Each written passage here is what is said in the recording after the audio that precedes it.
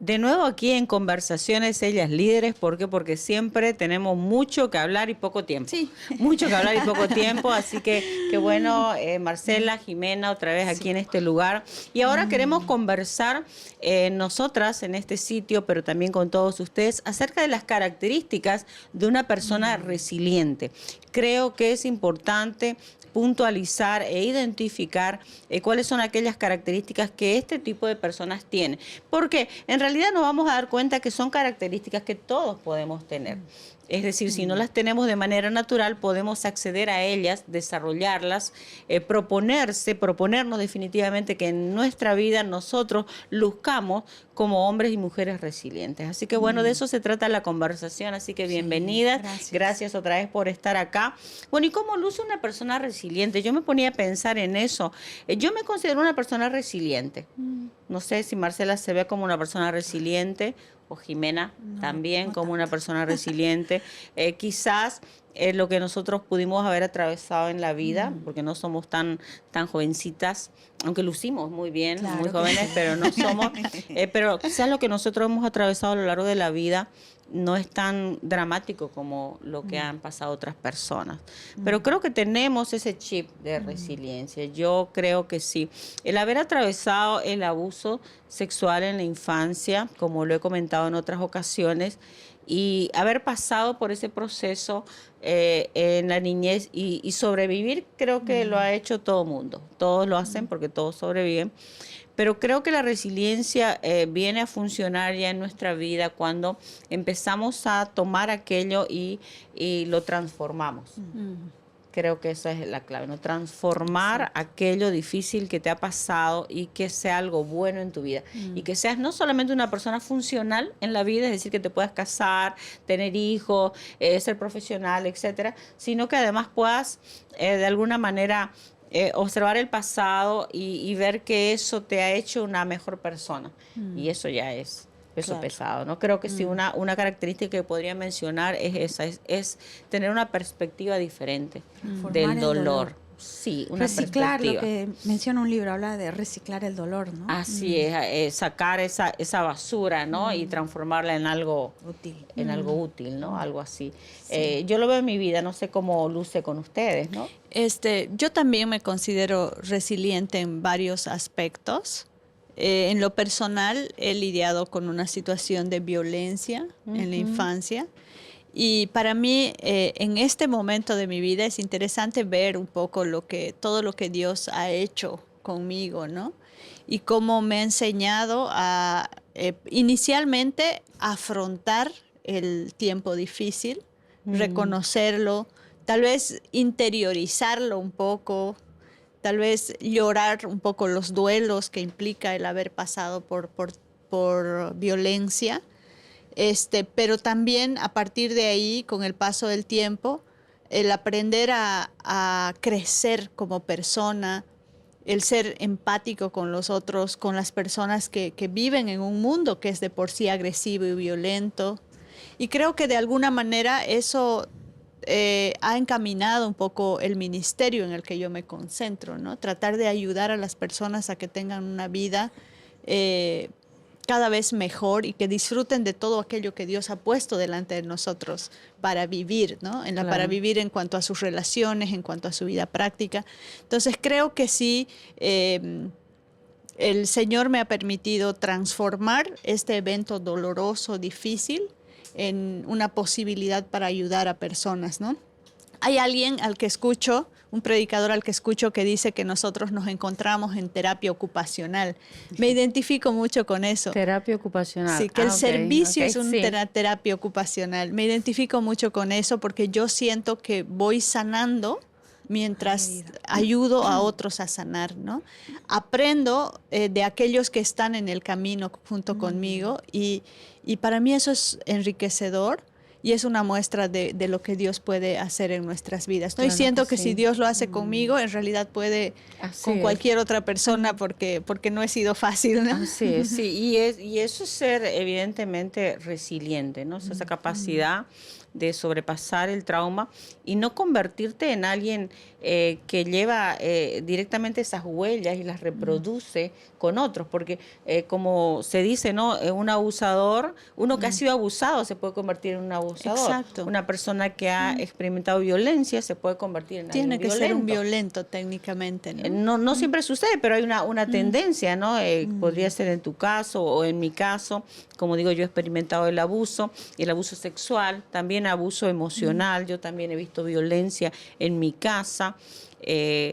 Bien ahí en la casa cuando mi papá, por ejemplo, yo le he visto golpear a mi mamá cuando yo era bien pequeña. Entonces todo eso te va generando, va gestando algo, es un trauma y yo digo, todos lo pueden sobrevivir, pero creo que lo bueno de la moda de la resiliencia es que podamos tener el entendimiento ahora de que sí es posible sacar algo bueno de eso. Creo que por ahí va la cosa, ¿no? Y no convertirte, no vivir toda tu vida como una víctima o no vivir toda tu vida reproduciendo lo mismo que has recibido, Exacto. porque muchos reproducen inconscientemente lo que han recibido. Sí, sí. ¿No? Yo escuchaba, por ejemplo, en un caso en un matrimonio donde se hablaba acerca de la violencia verbal de este cónyuge y en realidad se estaba notando que este cónyuge estaba reproduciendo lo que había visto en su padre y que odiaba. Esa misma violencia que había visto que su papá tenía con su mamá, él ahora inconscientemente la estaba reproduciendo con su cónyuge. Y entonces esas son las huellas del trauma. Y la resiliencia implica que podemos tomar todo eso que es un desastre, que no tiene explicación, no sirve para nada, es puro trauma, puro daño, puro pecado, y que pueda traducirse en algo completamente diferente. Y es ¿no? precisamente eso, una característica clave de la persona resiliente o quien trabaja en ser una persona resiliente, porque es capaz de adaptarse, de modificar eso que ha sucedido en algo productivo hacia adelante, ¿no? Y puede soportarlo, ¿no? De alguna manera. Yo creo que en mi caso, por mi temperamento, que no he pasado por situaciones como un abuso violento, Aparentemente muy dramáticas, situaciones así, me venía a la mente cosas de que desde muy pequeña, yo soy de 7 hermanos, soy la hija número 6, ¿no? Entonces, pero siempre trataba, en todo el tiempo que recuerdo, siempre trataba de estar como ser el nexo de la paz. No, mi casa no fue una casa violenta, nada, pero siempre en la familia hay problemas, siempre, Claro, ¿no? lo normal. Pero yo siempre buscaba, soy tendiente a las relaciones, a mantener buenas relaciones, ¿no? Entonces yo veía una diferencia entre dos personas y yo siempre trataba de que nadie se pelee, que todos esté estén bien. mal, ¿no? Entonces, no sé si eso, creo que sí, me ayudó a tener un enfoque diferente del momento difícil. Recuerdo que una mañana mi papá tuvo un accidente y se cortó el brazo se cayó el vidrio, se golpeó contra la puerta y se rompió y se abrió el brazo. Entonces, todo el mundo gritaba en mi casa, todo el mundo estaba descontrolado. Y yo recuerdo que ese momento fue rápido. Yo no perdí el control. Yo bajé las escaleras, ayudé a mi papá. O sea, ayudé a los que no podían controlarse a controlarse y hacer algo productivo por mi papá. Y mientras eso pasaba, yo estaba muy consciente del momento, pero también muy consciente de que yo no estaba perdiendo la conciencia ni el control. Y eso me ha pasado en diferentes ocasiones donde yo pude haber perdido el control porque eran momentos que otra persona estaba sufriendo, pero tenía una capacidad, creo que también es innato en algunas personas por el temperamento, de que pueden ayudar y no unirse al caos.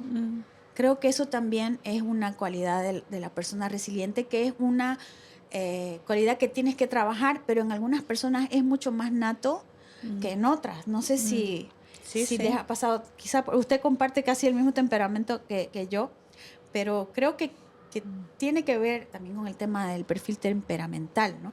Uno puede también como que morderse todo y tragarse todo, también es la parte negativa, pero también puede en el momento oportuno ser de mucha ayuda para otros. Claro. Bueno, también yo puedo marcar varias etapas, ¿no? Y en los procesos siempre sucede así con los traumas.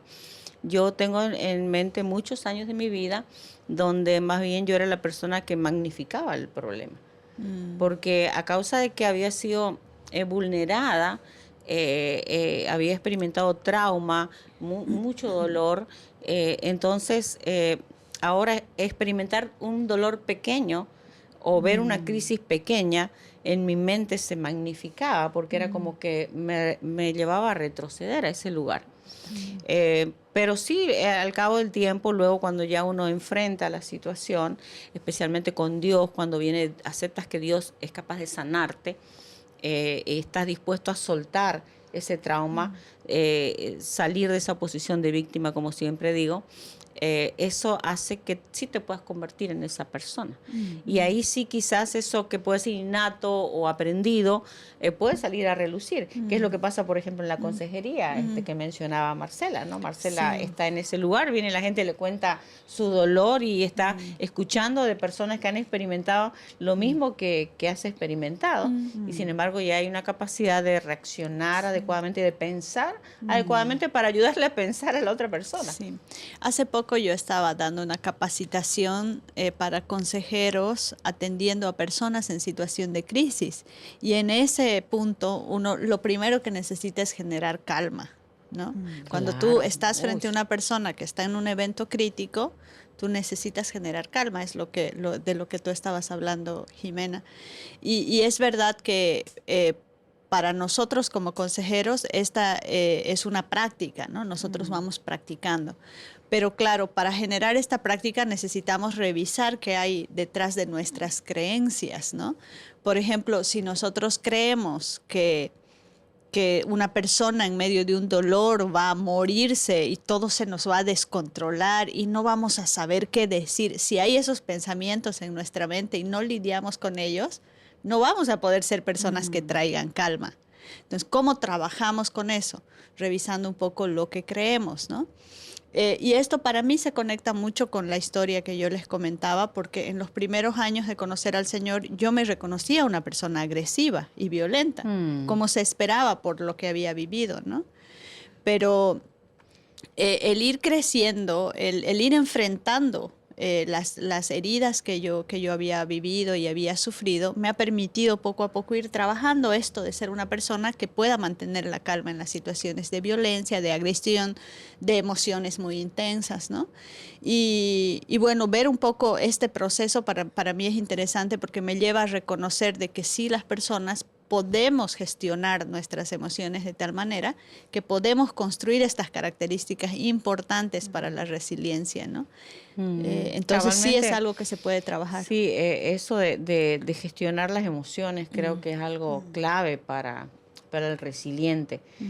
Aunque creo que cuando enfrentamos el trauma y pasamos por él y nunca fuimos al colegio a estudiar sobre resiliencia, eso sale de manera natural. Sí.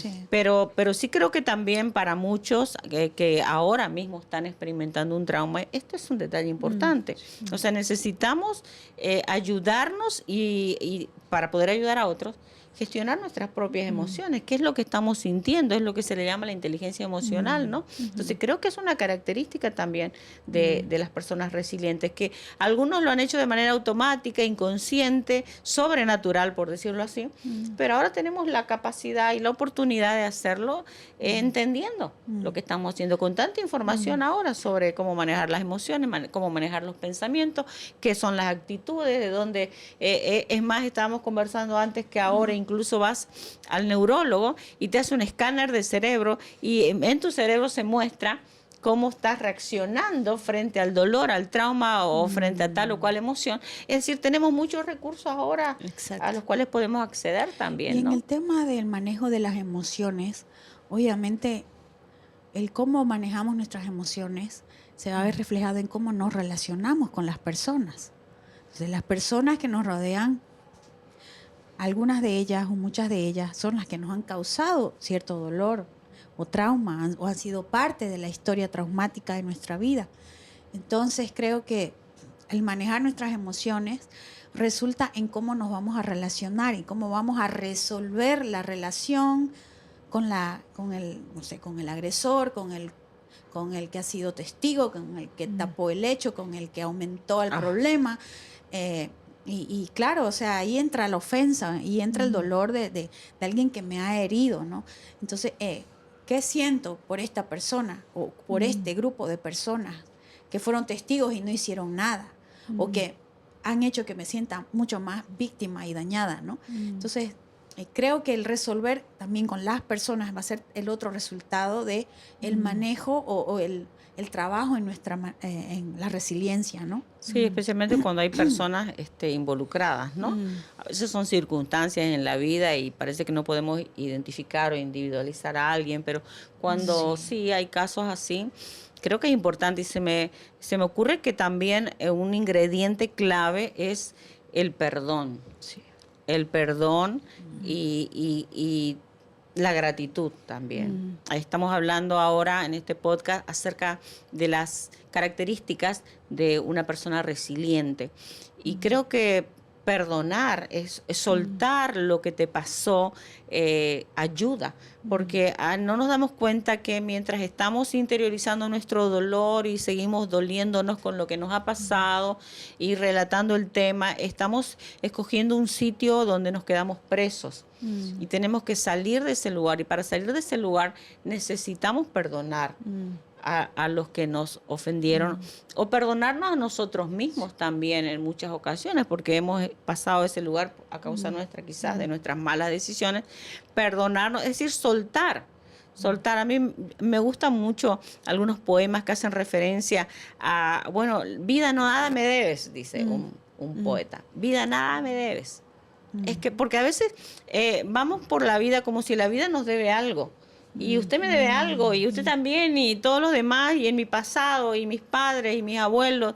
Y entonces vamos cargando como una lista de pendientes que nos dejan situados en el trauma y en el dolor. Y eso es todo lo contrario a ser resiliente. Así que el perdonar y la gratitud por lo que tienes ahora, o sea, por poder hacer una lista, ¿no? De lo que tenemos. Creo que una de las características que a mí me gusta mucho y en la que yo trabajo en relación con la resiliencia es en la creatividad que se necesita para ser resiliente, ¿no? Y le encuentro mucha relación con lo que usted dice, porque la creatividad tiene que ver con usar los recursos que tienes, ¿no? Para superar las situaciones, en lugar de enfocarse en lo que no tienes, porque hay mucho que no tenemos, hay mucho que nos falta, ¿no? Por ejemplo, muchos de nosotros tal vez no hemos tenido el padre o la madre que necesitábamos, ¿no?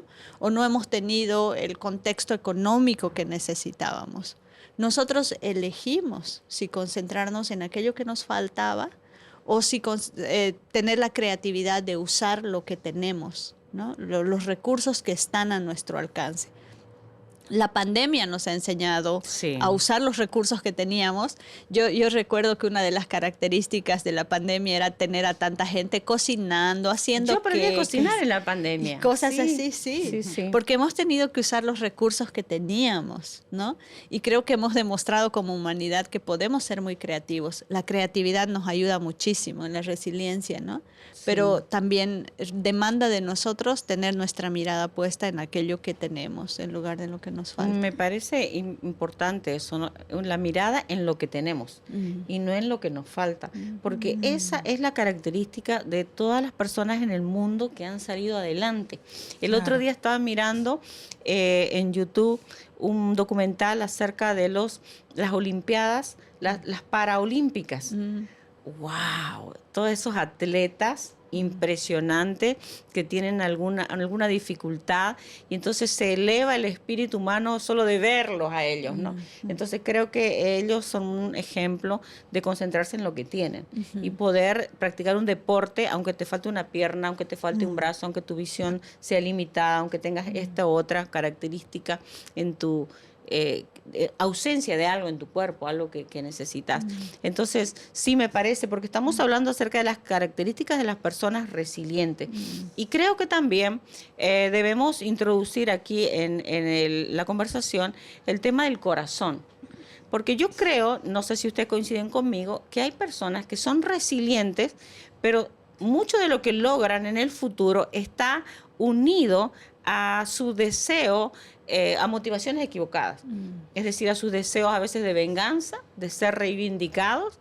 Por ejemplo, he visto hombres y mujeres que han sido rechazados, abandonados, y salen adelante y son hombres y mujeres exitosos, pero en realidad están movidos por mostrarle al que le rechazó que se equivocó. Y entonces creo que esa forma de resiliencia no es tan coherente con que luzca todo nuestro potencial o que luzca toda nuestra creatividad.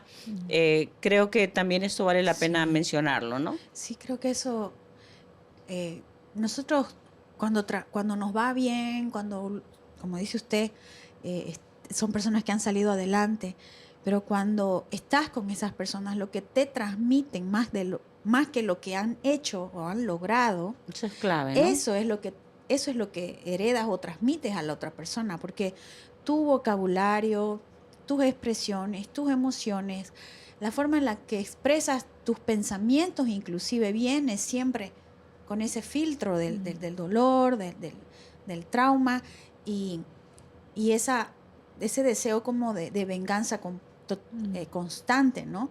De demostrar que pudiste solo, de que nadie te ayudó, de que vos también no necesitas de nadie, que vos podés superarte solo. Claro, eso te puede ayudar a salir, digamos, ¿no? Y suena bien, porque escuchaba a una persona que me decía, nadie me ayudó, nadie esto, y se puede. Claro, mejor es eso que no hacer nada, evidentemente. Claro, ¿no? Sí. Pero desde un corazón sano puedes decir, gracias a Dios, porque aunque nadie me ayudó, aunque no tuve gente siempre a mi lado, pero sabes que hubo alguien que sí, que estaba exento a este mundo que es Dios, pero está en tu corazón y te ayudó. Pero el vocabulario, o sea, lo que sale. Claro, es lo que sale del algo corazón, sale ¿no? del corazón que Sí. definitivamente sabes que no está bien. Creo que con eso estamos también aportando a una idea más completa de lo que es la resiliencia y de las características de una persona resiliente según Dios. Porque dicho sea de paso, la resiliencia apareció como término hace poco, los resilientes están desde siempre, y Dios en su palabra ya habla mucho acerca de la resiliencia. No sé si ustedes recuerdan algún pasaje o alguna idea concreta sobre la resiliencia en la palabra de Dios, porque todo lo que habla Dios tiene que ver con resiliencia, con salir adelante, con la transformación, con el cambio, con no quedarte. Para mí uno de los ejemplos de resiliencia en la Biblia tiene que ver con la vida de José. José. ¿No? Wow, cuando él fue José. maltratado, o sea, por su propia familia, vendido, y después de que él fue vendido fue acusado de algo que él no hizo, y todo esto. La Biblia, no nos quejemos más, José, es tremendo. Sí. La Biblia nos muestra cómo, a pesar de todo eso, los propósitos de Dios con la vida de José se cumplieron, ¿no?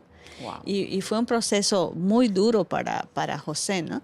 Por eso creo que también una característica de las personas resilientes que es importante resaltar en esta época es la resistencia a la frustración. Mi percepción como mamá de chicos ya grandes, ¿no? Yo tengo un adolescente y un adulto entre mis hijos, veo que en esta generación nosotros les estamos enseñando poco la tolerancia a la frustración. A nuestras generaciones todavía nos decían que no más seguido, ¿no? Sí, que estas sí. nuevas generaciones. ¿Y qué nos ha enseñado eso de recibirnos? De recibir, no te voy a dar lo que me pides, no vas a tener todo lo que quisieras, no vas a tener lo mismo que tienen tus amigos tal vez. Y vas a sobrevivir y va a estar bien. Sí, y nada te va a pasar. Lo que ha hecho es generar en nosotros resistencia a la frustración y la capacidad de superar la frustración, por lo tanto, ¿no? Entonces, si nosotros queremos tener un carácter resiliente, necesitamos también ser entrenados en ser resistentes a la frustración. Porque en medio de los procesos difíciles va a haber frustración Sí y o vamos sí. a necesitar superarlos, como pasó con José. ¿no? A él le sucedieron eventos totalmente injustos. Yo me pongo un poco en sus zapatos y pienso, ¿no? Si yo creería que Dios tiene un gran propósito para mi vida, como era José mientras vivía en su familia, y tengo sueños y visiones sobre hacia dónde me va a llevar el Señor, y a causa de eso mis hermanos me venden, empezaría a dudar tal vez del Señor o de su llamado. Claro, y pasa el tiempo y nada de lo prometido. Porque en la Biblia se lee fácil de un capítulo a otro, ¿no? Pero para él eran años de estar en la cárcel, de estar lejos de su familia, de estar en una tierra desconocida, de tener probablemente que pasar muchísimas necesidades, ¿no? Pero eso formó en su corazón un hombre resistente a la frustración, ¿no? Y cómo al final de este camino él logró cumplir el propósito de Dios, ¿no? Con un camino que parecía duro y que tal vez a él le parecía, incluso en algunos momentos, distante del propósito de Dios. Y José termina su historia diciéndole a sus hermanos, ustedes habían planificado algo malo para mí, pero Dios tenía sus propósitos y los ha cumplido. Lo tenía muy claro, ¿no? Tremendo. A veces nosotros creemos que estar dentro del propósito de Dios implica que todo va a estar bien. El otro día yo me sorprendí, estaba viendo una película y vi el nacimiento de Jesús en la película. Y ahí de repente se me iluminó un poquito al notar de que Jesús nació en un pesebre, ¿no? Y me di cuenta de que el punto era que él no tenía lo que necesitaba, no tenía dónde nacer. Sus padres no tenían dinero para llevarlo a un buen lugar para nacer. Y él era el ser humano que ha estado más dentro del propósito de Dios. Sí. Tremendo. Y a mí eso me hizo dar cuenta de que estar dentro de los propósitos de Dios no implica que todo va a salir bien. Entonces, lo mejor que nos puede pasar como creyentes es aprender a lidiar con la frustración porque la vamos a vivir, ¿no? Creo que esto es muy importante y de paso, cómo nos damos cuenta cómo funciona la cosa ahora, ¿no? Yo pensaba en estos días en cuánto estrés nos echamos encima, cuánta ansiedad tenemos nosotros y especialmente pensando en los padres con respecto a los hijos, de que vayan a este colegio, de que no les vaya a faltar un pantalón, que no vayan que tengan esta zapatilla y este zapato y aquello, y que estudien inglés porque el inglés es el futuro, y que hagan esto y que hagan lo otro. Yo también, ¿no? Era ese tipo de mamás cuando mis hijas estaban chicas, pero pensaba en eso, ¿no? En que el propósito de Dios se cumple con menos cosas. Me encanta lo que compartió Marcela sobre Jesús. Creo que yo meditaba acerca de cómo nos echamos encima una tensión y una presión inadecuada. ¿Por qué? Porque valoramos equivocadamente ciertas cosas. Y ahí en esa confusión a veces invertimos mucho tiempo, por ejemplo, en el tener y abandonamos la conversación con nuestros hijos, cuando eso más bien les puede ayudar a ellos a que puedan tener un mejor futuro. Bueno, es otro tema, pero vale la pena lo que dice Marcela sobre la tolerancia a la frustración que podemos enseñarle a nuestros hijos, que puede ayudarles a enfrentar los traumas, los dolores de una mejor manera, ser niños resilientes, adolescentes resilientes, adultos resilientes y de una manera también más clara quizás encontrarse con el propósito de Dios. Ok, el dolor no te garantiza encontrarte con el propósito de Dios, pero sí es posible que en ese lugar de vulnerabilidad encontremos también nuestro destino. Así que vale la pena mencionarlo. Pensaba yo también en los discípulos. Habíamos mencionado un pasaje en otro episodio que decía que estamos atribulados en todo. Los discípulos estaban perseguidos, pasaban hambre, sueño, calor, no dormían, ¿no? Muchas de las cartas de los apóstoles eran escritas desde la cárcel, ¿no? Y muchos de ellos escribían como que estaban en una playa, más o menos, descansando, ¿no? Entonces creo que el sentido de a quién servimos, a quién seguimos y para qué estamos, nos hace ver esta situación. Dice que andaban en náufragos, perseguidos. Muchos de ellos murieron de maneras terribles, aserrados. Increíble todo eso, ¿no? Y nosotros ahora, porque no tenemos para esto, para aquello, ya todo un show, todo un drama. Netflix y morimos. Y no hay internet para trabajar. Se acabó el feriado, se acabó el tiempo libre. Entonces, la causa por la cual vivimos, cambia la perspectiva por las cosas que vayamos a pasar, ¿no? O las necesidades que vayamos a pasar, o las personas que nos van a ofender, ¿no? Que lo hemos mencionado. Porque él, cuando dice atribulados en todo, el todo, todo, comida, personas que te rechazan, que no te reciben, el mismo Jesús. Es que tenían ¿no? ellos un foco, un enfoque. Un llamado. Entonces creo que es tan importante encontrar sí nuestro propósito. ¿Por qué vivo? Hacerte esas preguntas existenciales, ¿no? ¿Hacia dónde voy? ¿Cuál? ¿Dónde? Entonces creo que muchas personas que han estado buscando en las cosas lógicas, en el conocimiento, en los logros personales, en las conquistas financieras, terminan su camino en el mismo lugar donde empezaron, porque se subieron a la escalera correcta, a la escalera incorrecta, ¿no? Entonces creo que siempre Dios nos da la oportunidad de buscarlo a Él. He escuchado una vez que un hombre muy intelectual quería conocer de Dios, pero para refutar que Dios no existía. Entonces en toda su búsqueda de refutar que Dios no existía, ¿en qué terminó su historia? Fue el hombre más creyente en Dios que nunca, porque se dio cuenta que no podía luchar contra el propio Dios, ¿no? Entonces creo que a veces buscamos en nuestra naturaleza, a través de logros o fuentes propias, buscar vivir sin Dios. Pero realmente es Dios quien nos va a dar la fortaleza para superar los traumas, para salir de las frustraciones, ¿no? Mientras más peleemos contra eso, va a ser más difícil siempre. Sí, creo ¿no? que sacar la mirada de nosotros mismos y poner en algo superior, en este caso, o ponerlo en los demás, como también dijimos, o ponerlo en lo que sí tenemos en vez de lo que nos falta, pero sacar un poco esa mirada egocéntrica nos va a ayudar también a ser personas resilientes. Así que bueno, ya estamos en los últimos minutos, creo que hemos hablado bastante acerca de las características de las personas resilientes, así que lo que nos queda es el desafío de que, no quiero traer un mal augurio, pero en la próxima prueba, en el próximo trauma, en el próximo dolor, en la próxima decepción, podamos buscar los recursos espirituales que ya tenemos para salir adelante y poder dar a conocer más el rostro de Jesús a los demás y también nosotros alcanzar propósitos espirituales que definitivamente nos acompañan en esta vida. Así que bueno, muchas gracias a todos ustedes por acompañarnos. Gracias Marcela, gracias Jime. Hasta una próxima oportunidad.